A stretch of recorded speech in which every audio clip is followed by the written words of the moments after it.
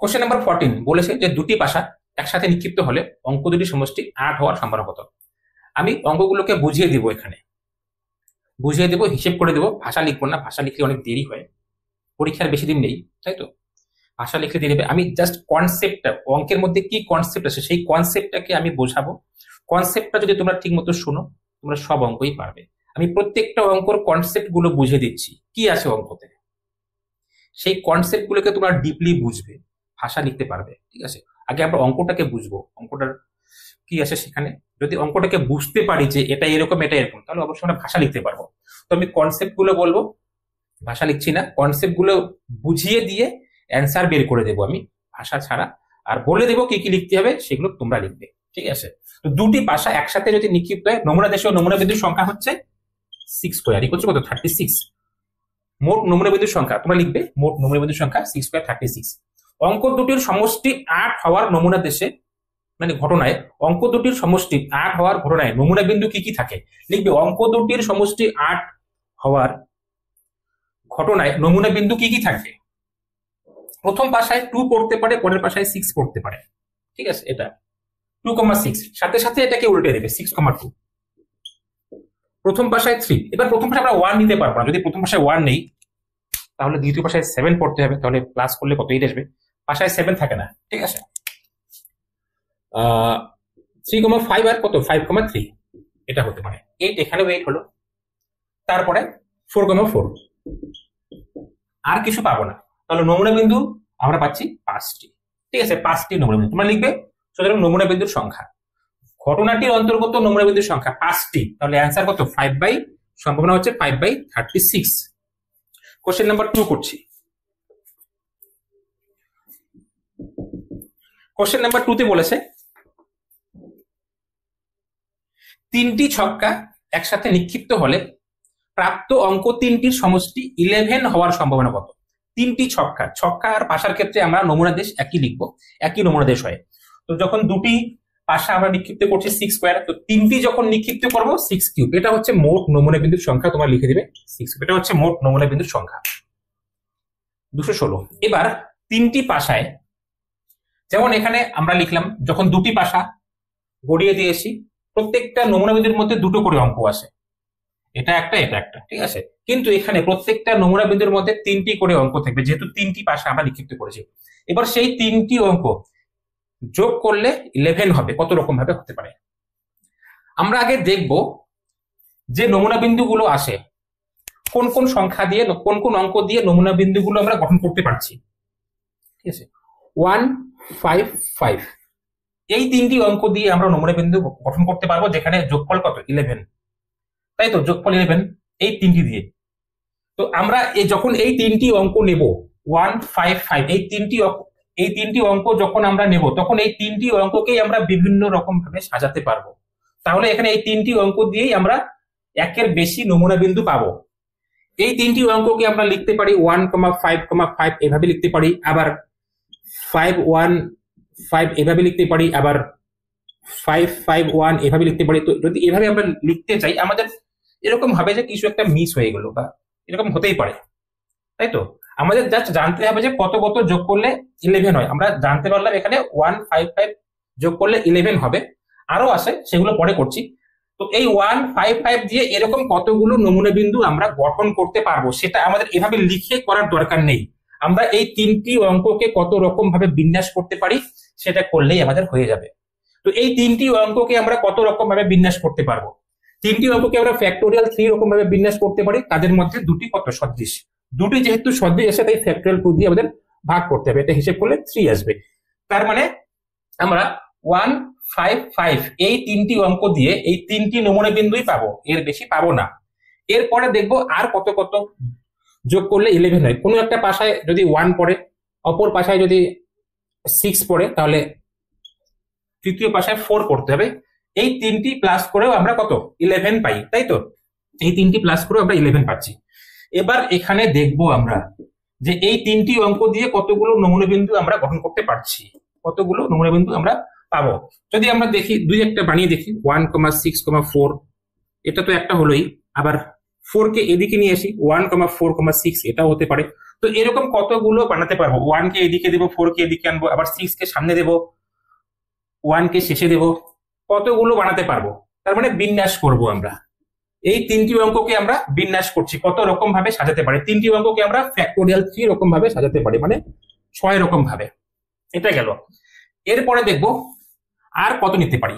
যদি কোনো একটাতে 1 নেই, তারপরে কোনো একটাতে 3, একটাতে 3 নেই, 1 আর 3 4, প্রথমটাতে 1 নিলাম, তারপরে 3 নিলাম, 4, তাহলে এই যোগফল 11 হওয়ার জন্য 7 লাগবে। তো 7 তো কোথাও থাকবে না, তার মানে যদি আমরা 3 নেই তাহলে আর 1 নেওয়া যাবে না, 2 নিতে হবে।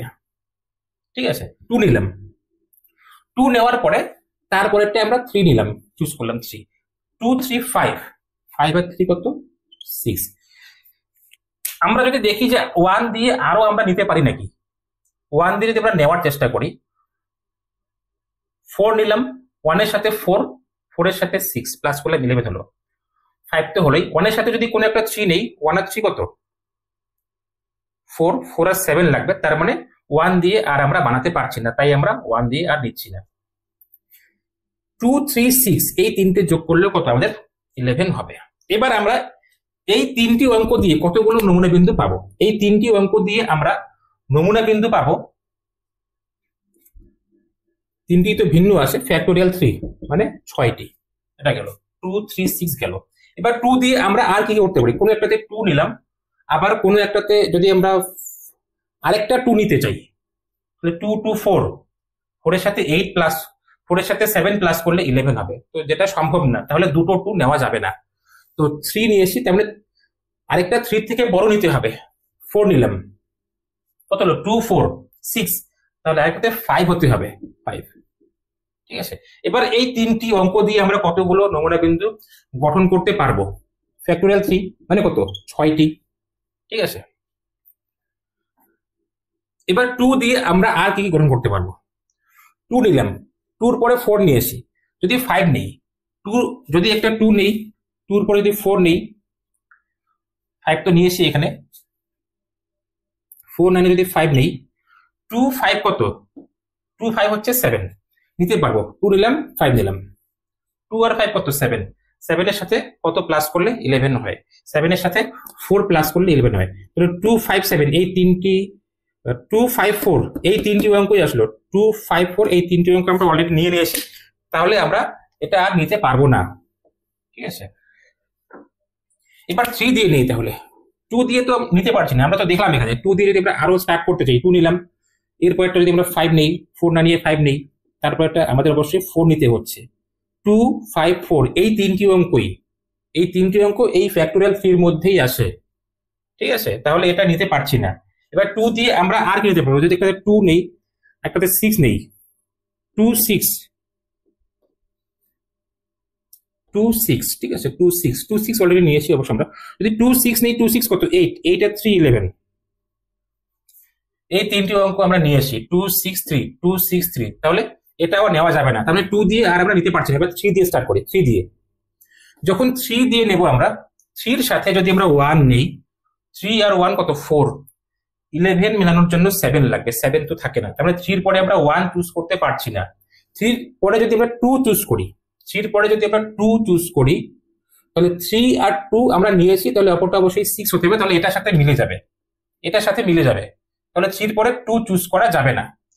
3 এর পরে যদি আমরা 3 চুজ করি, এটা করতে পারবো, 3 এর পরে 3 চুজ করলাম, তাহলে তারপরে আমাদের 5 চুজ করতে হবে, প্লাস করলে কত আসবে, 11 আসবে। ঠিক আছে, তো এরকম আমরা কত রকম এই তিনটি অঙ্ক দিয়ে, 3 3 5 এই তিনটি অঙ্ক দিয়ে আমরা কতগুলো নমুনা বিন্দু গঠন করতে পারবো। ফ্যাক্টোরিয়াল 3 বাই, যেহেতু দুটো সদৃশ আছে, ফ্যাক্টোরিয়াল 2 মানে কত, তিনটি গঠন করতে পারবো। 3 দিয়ে আর আমরা কি পাবো, 3 এর সাথে 4 নিতে পারি, 3 এর সাথে 4 আগে নিয়েছি নাকি, 3 এর সাথে 4, 3 এর সাথে 4 আমরা আগে নেইনি কোথাও। যদি 3 এর সাথে 4 নিতে চাই, 3 নিলাম, 4 নিলাম, 3 4 কত, 7, 7 এর সাথে 4 প্লাস করতে হবে, আমরা 3 এর সাথে আমরা 4 নিতে পারবো। 3 এর সাথে যদি 4 নেই, এখানে 7 আসলো, 7 আর 4 কত, 7 আর 4 হচ্ছে 11, 3 এর সাথে 4 আমরা আগে কোথাও নেইনি। তো এখানে আমরা দেখতে পাচ্ছি নমুনা বিন্দু কত হবে, এরকম এই তিনটি অঙ্ক দিয়ে নমুনা বিন্দু আমাদের আসবে কতগুলো আসবে? ফ্যাক্টোরিয়াল 3 বাই, যেহেতু দুটি সদৃশ আছে তাই ফ্যাক্টোরিয়াল 2 দিয়ে ডিভাইড 3। 3 সাথে 4, 3 সাথে কি 5 নিতে পারবো? 3 সাথে 5 নিয়েছি নাকি আগে দেখি। 3 সাথে 5 নিয়েছি, 3 সাথে 5 নিয়েছি, তাহলে আরেকটি আমাদের 3 আসতে হবে, যেটা আমরা অলরেডি নিয়ে নিয়েছি। 3 সাথে 5 নেওয়া যাবে না। 3 সাথে 6, 3 সাথে 6ও নিয়েছি আগে, 3 সাথে 6 নিয়েছি, তাহলে 3 সাথে যদি 6 নেই তাহলে আরেকটি 2 আসতে হবে, সেটাও নেওয়া যাবে না। এবার 4 দিয়ে স্টার্ট করি। 4 এর সাথে 1, 4 এর সাথে যদি 1 নেই, 4 এর সাথে 1 আমরা আগে নিয়েছি নাকি দেখবো। 4 এর সাথে 1, এখানে 4 আছে, 4 এর সাথে 1 আমরা আগে নিয়ে নিয়েছি। তাহলে যদি 4 এর সাথে 1 নেই, 5 হলো, তাহলে একটা 6 হতে হবে, যেটা এই তিনটে সংখ্যাই আসবে, তো সেটা নেওয়া যাবে না। আর 4 এর সাথে 2 দেখবো, 4 এর সাথে 2 নিয়েছি নাকি আগে। 4 এর সাথে 2 আমরা আগে নিয়ে নিয়েছি, যদি এখানে 2 নেই তাহলে 6 হয়ে গেল, অপরটা 5 আসবে, তাহলে 4 2 5, এই যে 4 2 5 অলরেডি নিয়ে নিয়েছি, তাহলে 4 এর সাথে 2 নেওয়া যাবে না। 4 এর সাথে 3 দেখবো, 4 এর সাথে 3ও নিয়েছি, 4 এর সাথে 3 নিয়েছি, 4 এর 3 7, যদি এখানে 3 নেই তাহলে 7 7 আর 4, তাহলে এই তিনটি অঙ্কই আসবে, 4 এর সাথে 3ও নেওয়া যাবে না। 4 এর সাথে 4ও নিয়েছি, যে 4 এর সাথে 4ও নিয়েছি, 4ও নেওয়া যাবে না। 4 এর সাথে 5 নিয়েছি নাকি, 4 এর সাথে 5ও নিয়েছি, তো সেটাও নেওয়া যাবে না। যদি 4 এর সাথে 5 নেই, 9 হয়ে গেল, একটা 2 আসবে, তাহলে 4 5 2, মানে এই তিনটি অঙ্কই আসবে, যেটার হিসেব অলরেডি হয়ে গেছে, ঠিক আছে, তো সেটা নেওয়া যাবে না। এরপরে 4 এর সাথে 6, 4 এর সাথে 6ও নিয়েছি, 4 এর সাথে 6 নিয়েছি, যদি এখানে 6 বসাই, 10 আর 1 11, তার মানে এটা আর নেওয়া যাবে না, 4 এর সাথে আর কিছু নেওয়া যাবে না। এরপরে দেখবো 5 এর সাথে, 5 এর সাথে আমরা কিছু নিতে পারবো নাকি। 5 এর সাথে যদি 1 নেই, 5 এর সাথে 1 অলরেডি নিয়ে নিয়েছি, 5 এর সাথে 1 এখানে আছে। 5 এর সাথে 2, 5 এর সাথে 2 আমরা নিয়েছি, এখানে আছে 5 2 আছে। 5 এর সাথে 3, 5 এর সাথে 3 নিয়েছি।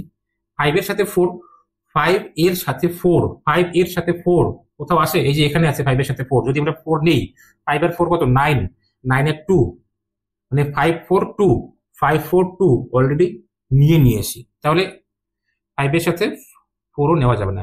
5 এর সাথে 5 অলরেডি নিয়ে নিয়েছি। 5 এর সাথে 6, 5 এর সাথে 6, 5 এর সাথে 6, 5 এর সাথে 6 আমরা আগে নেইনি, কিন্তু যদি নেই, এই দুটো মিলেই তো 11 হয়ে গেল, তাহলে থার্ড পাশায় 0 করতে হবে, তাই তো, পাশায় তো 0 থাকে না, তার মানে 5 এর সাথে 6ও আমরা নিতে পারছি না। এবার 6 যদি আমরা নেই, 6 এর সাথে 1 আমরা অলরেডি নিয়ে নিয়েছি, যদি এরপরে আমরা 1 নেই, 7 7 আর 4 11, তার মানে 6 1 4, 6 1 4 হয়ে গেছে। যদি 2 নেই 6 এর সাথে, 6 এর সাথে 2 নিয়েছি, হবে না। যদি 6 এর সাথে 3 নেই, 6 এর সাথে 3 কোথাও নিয়েছি নাকি, এখানে নেই, 6 এর সাথে 3 এখানে নেই, এখানে আসে 6 এর সাথে 3, যদি এখানে 3 বসাই, 9 আর 2, তার মানে এই তিনটি সংখ্যাই আসবে। যদি 6 এর সাথে 4 নেই, নিয়ে নিয়েছি, 6 এর সাথে 5 নেওয়া যাবে না, কারণ দুটো মিলে 11, আর 6 তো নেওয়ার কোনো প্রশ্নই নেই, 6 এর সাথে 6, তাহলে এগুলো হচ্ছে আমাদের ঘটনার অন্তর্গত মোট নমনীয় বিন্দুর সংখ্যা। কত আসলো? 18 আর 9 কত, 27, এটা হচ্ছে। এবার এটাকে ভাষা দিয়ে কিভাবে লিখবো আমরা, তাই তো, আমরা লিখতে পারি এভাবে যে 1, 5, 5 এই তিনটি সংখ্যার যোগফল 11, এই তিনটি সংখ্যাকে সাজাতে পারি, বা এই তিনটি সংখ্যাকে বিন্যস্ত করা যায় এত রকম ভাবে। 1, 6, 4 এই তিনটি সংখ্যার যোগফল 11, এই তিনটি সংখ্যাকে বিন্যস্ত করা যায় এত রকম ভাবে। 2, 3, 6 এই তিনটি সংখ্যার যোগফল 11, এই তিনটি সংখ্যাকে বিন্যস্ত করা যায় এত রকম ভাবে। তো এরকম করে সবগুলোই আমরা লিখে দিব, আমরা অনুরূপে লিখতে পারি। তাহলে মোট নমুনা বিন্দুর সংখ্যা, মানে এই ঘটনার অন্তর্গত যোগফল 11 হওয়ার ঘটনার অন্তর্গত নমুনা বিন্দুর সংখ্যা হচ্ছে 27। তাহলে সম্ভাবনা কত হবে? সম্ভাবনা অ্যান্সার 27/216, এটা হচ্ছে অ্যান্সার। আমরা কাটতে পারছি, প্রথমে 3 দিয়ে 9 হবে, 3 দিয়ে কাটলে 7, 2 হবে, 1/8 হচ্ছে আমাদের অ্যান্সার। তোমরা ভাষা লিখে নেবে, ঠিক আছে, ভাষা বলে দিয়েছি। কনসেপ্টটাকে বোঝো, মেন কনসেপ্টটাকে বোঝো, কি করছি, ভাষা তোমরা নিজেই লিখতে পারবে, কনসেপ্টকে বুঝলে অঙ্ক নিজেই করা যায়। এরপরে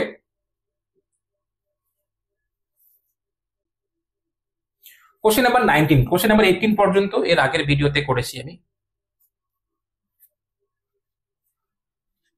কোশ্চেন নাম্বার 19 বলেছে যে 5 জন ছাত্র A B C D E উদ্দেশ্যহীনভাবে একটি বেঞ্চিতে আসন গ্রহণ করে, এ ও বি এর এই দুজন ছাত্র পাশাপাশি না থাকার সম্ভাবনা কত?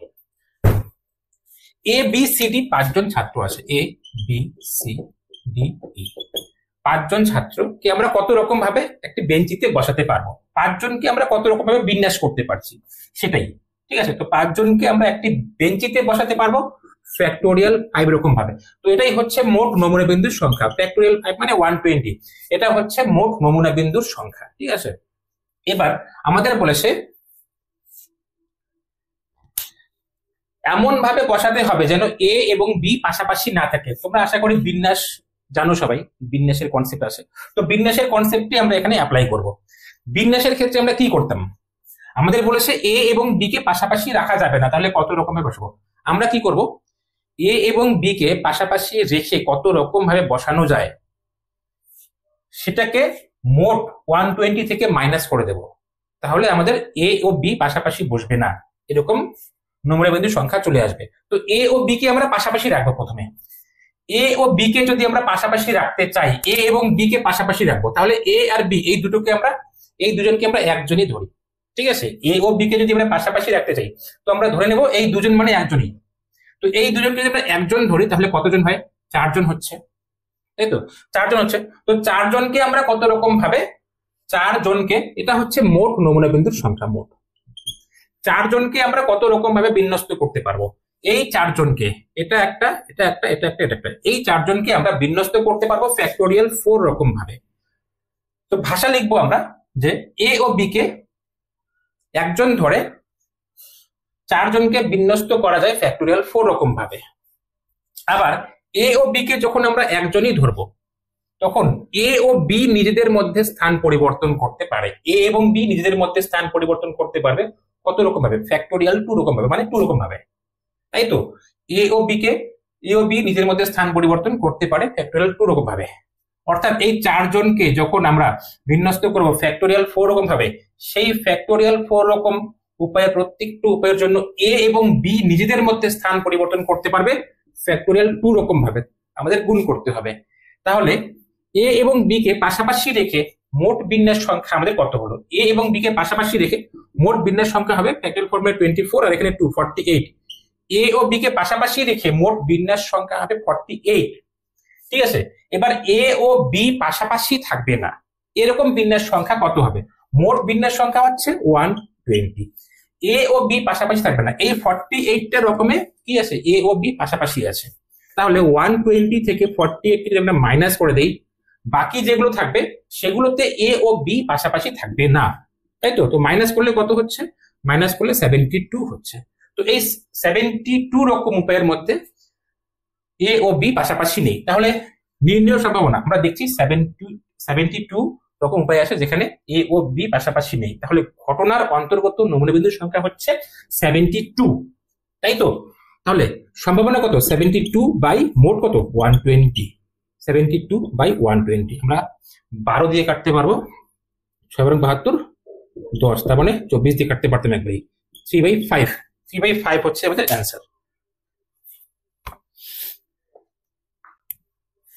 কোশ্চেন নাম্বার 20 তে কি বলেছে দেখো, কোশ্চেন নাম্বার 20 তে বলেছে 5টি ইংরেজি ও 3টি গণিতের পুস্তক যথেচ্ছভাবে একটি বুক শেলফে রাখা হয়, গণিতের পুস্তক 3টি পরপর থাকার সম্ভাবনা নির্ণয় করো। 5টি ইংরেজি পুস্তক ও 3টি গণিতের পুস্তক, মোট 8টি পুস্তক। ঠিক আছে, এই 8টি পুস্তককে আমাদের বুক শেলফে রাখতে বলেছে, সেটা আমরা উপর নিচে রাখি বা পাশাপাশি রাখবো আর কি, কোনো একটা উপায়ে রাখবো। শর্ত কি? শর্ত হচ্ছে গণিতের যে বুক আছে, পুস্তক আছে, সেই গণিতের পুস্তক 3টি পর পর থাকবে। দুটো গণিতের পুস্তকের মাঝখানে কোনো ইংরেজি পুস্তক রাখা চলবে না। তাহলে আমরা কত রকম ভাবে রাখতে পারবো? আমাদের প্রথমে মোট নমুনা বিন্দুর সংখ্যা বের করতে হবে। মোট নমুনা বিন্দুর সংখ্যা, মোট পুস্তক সংখ্যা কত? 5টি ইংরেজি আর 3টি গণিত। ঠিক আছে, তাহলে মোট কত হলো? 8টি। 8টি পুস্তককে আমরা কত রকম ভাবে বিন্যস্ত করতে পারবো? ফ্যাক্টোরিয়াল এইরকম ভাবে, কিন্তু এখানে 5টি এক ধরনের সদৃশ ও বাকি 3টি অন্য আরেক ধরনের সদৃশ। যেহেতু 5টি ইংরেজি পুস্তক, বাকি 3টি গণিতের পুস্তক, তাই আমাদের ফ্যাক্টোরিয়াল 5 আর ফ্যাক্টোরিয়াল 3 দিয়ে ভাগ করতে হবে। ঠিক আছে, তো মোট নমুনা বিন্দুর সংখ্যা আমরা পেলাম এত। হিসেব করলে কত আসবে? 8 × 7 × 6 ফ্যাক্টোরিয়াল 5 আসবে, তারপরে ফ্যাক্টোরিয়াল 5 এর সাথে কেটে দিলাম, নিচে কত ফ্যাক্টোরিয়াল 3 আসে, মানে 6 কেটে গেল কত 56। এটা হচ্ছে মোট নমুনা বিন্দুর সংখ্যা। এবার বলছে গণিতের পুস্তক 3টিকে পাশাপাশি রাখতে হবে। তো যখন পাশাপাশি রাখতে বলে তখন আমাদের সেই 3টি বস্তুকে, যতগুলো বস্তুকে পাশাপাশি রাখতে বলে ততগুলো বস্তুকে আমরা একটি বস্তু হিসেবে ধরি। ঠিক আছে, ইংরেজি পুস্তক কটা আসে? 5টি আসে, 5টি ইংরেজি পুস্তক। আর বাকি 3টি গণিতের পুস্তক, ধরলাম এই 3টি হচ্ছে গণিতের পুস্তক, এই 3টি পুস্তককে আমাদের একটি ধরতে হবে, একটি পুস্তক ধরতে হবে। এই 3টি পুস্তককে যদি আমরা একটি পুস্তক ধরি তাহলে মোট পুস্তক সংখ্যা এখানে 5টি ইংরেজি আর 1টি গণিত, 6টি পুস্তক। 6টি পুস্তককে আমরা কত রকম ভাবে বিন্যস্ত করতে পারবো? 6টি পুস্তককে আমরা বিন্যস্ত করতে পারবো ফ্যাক্টোরিয়াল 6 রকম ভাবে, কিন্তু এদের মধ্যে এই 5টি সদৃশ, যেহেতু 5টি সদৃশ তাই ফ্যাক্টোরিয়াল 6 বাই ফ্যাক্টোরিয়াল 5 লিখতে হবে। তো এরপরে ভাষা লিখতে হবে, 3টি গণিতের পুস্তককে, তোমরা ভাষা লেখো, 3টি গণিতের পুস্তককে একটি পুস্তক ধরা হলে মোট 6টি পুস্তক থাকে। 3টি গণিতের পুস্তককে একটি পুস্তক ধরা হলে মোট 6টি পুস্তক থাকে।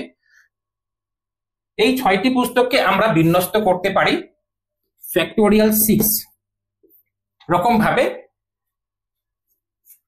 ফ্যাক্টোরিয়াল 6 বাই ফ্যাক্টোরিয়াল 5 রকম ভাবে। পাশে লিখবে যেহেতু 5টি পুস্তক এক ধরনের সদৃশ। ঠিক আছে, মানে ইংরেজি পুস্তকগুলো সদৃশ। তাহলে এটা হচ্ছে আমাদের বিন্যাস সংখ্যা। 3টি গণিতের পুস্তককে আমরা একসাথে রাখতে পারবো কত রকম ভাবে? ফ্যাক্টোরিয়াল 6 বাই ফ্যাক্টোরিয়াল 5 রকম ভাবে। তো এটা শুধু 6 হবে অ্যান্সার। ঠিক আছে, এটা হিসেব করলে 6 × ফ্যাক্টোরিয়াল 5 লিখতে পারবো এটাকে, 6 কে। তো ফ্যাক্টোরিয়াল 5 ফ্যাক্টোরিয়াল 5 কেটে যাবে, তো শুধু 6 করে থাকবে। তো অ্যান্সার আমাদের কত হচ্ছে? অ্যান্সার তোমার লিখবে নির্ণয় সম্ভাবনা। সম্ভাবনা কত? মোট নমুনা বিন্দুর সংখ্যা হচ্ছে 56 আর ঘটনার অন্তর্গত নমুনা বিন্দুর সংখ্যা 6, তো 6/56। তাহলে কত? 2 দিয়ে কাটতে পারে 3, 28, 3/28। নেক্সট অঙ্কতে যাচ্ছি।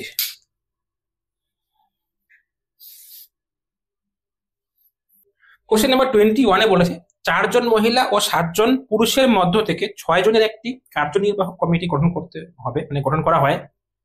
কমিটিতে নাম্বার 1 ঠিক 2 জন মহিলা সদস্য থাকার, নাম্বার 2 কমপক্ষে 2 জন মহিলা সদস্য থাকার সম্ভাবনা নির্ণয় করতে বলেছে। তো আমাদের এখানে মহিলা সদস্য ফিমেল, ঠিক আছে, কতজন আছে? 4 জন আছে।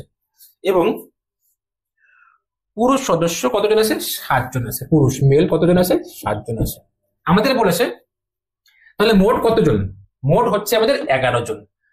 6 জনকে নিয়ে একটি কমিটি গঠন করতে হবে। 6 জন মানে এই মোট যে 11 জন আছে, এই 11 জন থেকে আমরা 6 জনকে নির্বাচন করব। কত রকম ভাবে নির্বাচন করতে পারবো? তো মোট নমুনা বিন্দুর সংখ্যা আমাদের কি বলেছে? এই 11 জন থেকে 6 জনকে নির্বাচন করতে হবে। তো এই 11 জন থেকে 6 জনকে আমরা নির্বাচন করতে পারি, সেটা হচ্ছে আমাদের মোট নমুনা বিন্দুর সংখ্যা। কত রকম ভাবে? 11C4, 11 জন থেকে C6, 11C6, 11 জন থেকে 6 জনকে আমরা নির্বাচন করতে পারি 11C6 রকম ভাবে। ঠিক আছে, তো এটা হলো আমাদের মোট নমুনা বিন্দুর সংখ্যা। এরপরে কি বলেছে? এরপরে কোশ্চেন নাম্বার 1, এই 6 জনকে যে আমরা নির্বাচন করলাম, এই 6 জনের মধ্যে 2 জন মহিলা হতে হবে। কত রকম ভাবে আমরা নির্বাচন করতে পারবো? তাহলে 11 জনের মধ্যে যে 6 জনকে আমরা নির্বাচন করলাম, সেই 6 জনের মধ্যে 2 জনকে মহিলা হতে হবে। তাহলে আমরা কত রকম ভাবে নির্বাচন করতে পারবো? 2 জন মহিলা আমাদের নির্বাচন করতে হবে। মহিলা কতজন আছে? মহিলা আছে 4 জন। তো মহিলা যখন আমরা নির্বাচন করব তখন তো এই 4 জন মহিলা থেকে আমাদেরকে নির্বাচন করতে হবে। তো 4 জন মহিলা থেকে আমাদেরকে 2 জন মহিলাকে নির্বাচন করতে হচ্ছে, কিন্তু মোট তো আমাদের 6 জনকেই নির্বাচন করতে হবে। তাহলে 2 জন যদি মহিলা নির্বাচন করি তাহলে বাকি তো আরো 4 জনকে নির্বাচন করতে হবে। সেই 4 জন তো মহিলা হওয়া চলবে না, তাহলে পুরুষ হবে। 7 জন পুরুষ আছে, তো বাকি 7 জন পুরুষ থেকে, মানে বাকি 4 জনকে বাকি 4 জন পুরুষকে আমরা নির্বাচন করব 7 জন পুরুষ থেকে। ঠিক আছে, তো 2 জন মহিলাকে আমরা নির্বাচন করব 4 জন মহিলা থেকে, আর বাকি আরো 4 জন লাগবে, সেই 4 জনকে নির্বাচন করব 7 জন পুরুষ থেকে। তো এখানে লিখে নিবে তোমরা, আমি বলে দিচ্ছি যে দুজন সদস্য মহিলা হতে হলে 4 জন মহিলা থেকে 2 জনকে নির্বাচন করতে হবে এবং 7 জন পুরুষ থেকে 4 জনকে নির্বাচন করতে হবে। তাহলে মোট 6 জন হলো আর 2 জন মহিলা হলো।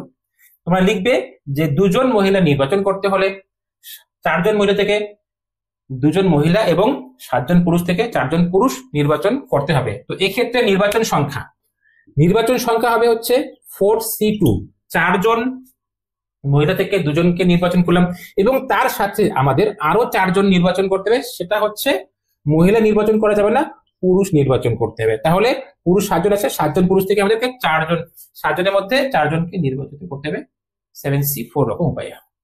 তো এখানে সম্ভাবনা কত হবে?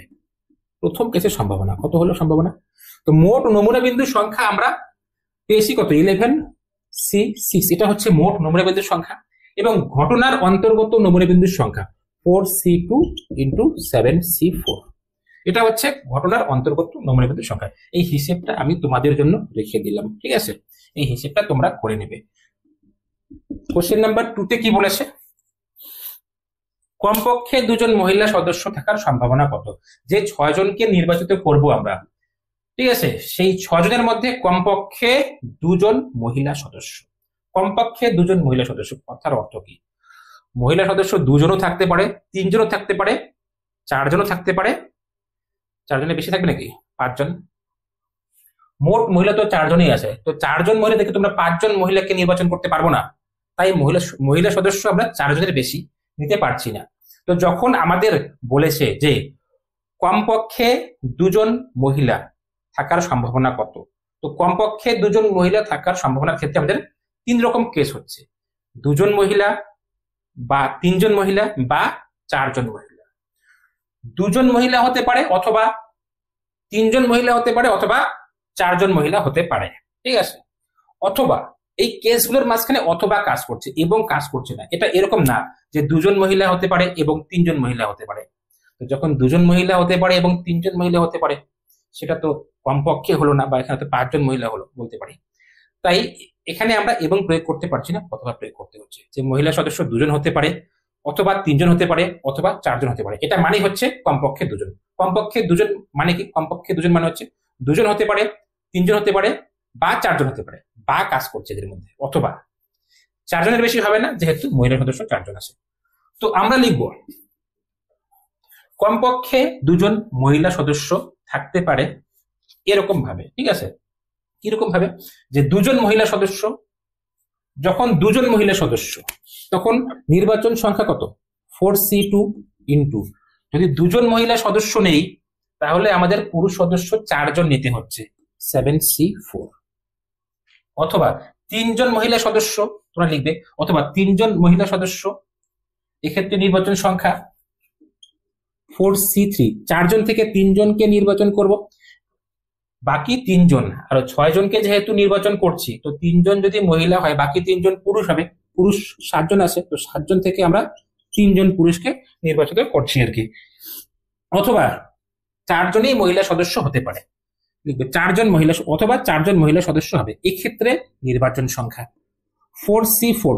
4 জন মহিলা আছে, 4 জন মহিলা থেকে 4 জনকেই নির্বাচন করব, আর পুরুষ তাহলে আমাদের 2 জন নির্বাচন করতে হবে, তাহলে 6 জন হবে। তো 2 জন পুরুষ, এই 7 জন পুরুষ থেকে আমাদের 2 জন পুরুষকে নির্বাচন করতে হবে। তো এই কেসগুলোর মাঝখানে অথবা প্রয়োগ করেছি। তাই মোট এক্ষেত্রে এই ঘটনার অন্তর্গত মোট নমুনা বিন্দুর সংখ্যা আমরা এগুলো এটা এটা এটা প্লাস করব, যেহেতু এই কেসগুলোর মাঝখানে অথবা প্রয়োগ করেছি, আমরা প্লাস করতে হবে সেক্ষেত্রে, ঠিক আছে? তো সম্ভাবনা, নির্ণয় সম্ভাবনা কত হবে? মোট নমুনা বিন্দুর সংখ্যা আমরা নিচে লিখবো। মোট নমুনা বিন্দুর সংখ্যা হচ্ছে 11C6। এরপরে ঘটনার অন্তর্গত নমুনা বিন্দুর সংখ্যা কত? 4C2 into 7C4 plus 4C3 into 7C3 plus 4C4 into 7C2, 4C4 into 7C2। এই হিসেবটা তোমাদের জন্য রেখে দেবো নাকি? তোমাদের জন্য রেখে দিলাম হিসেব।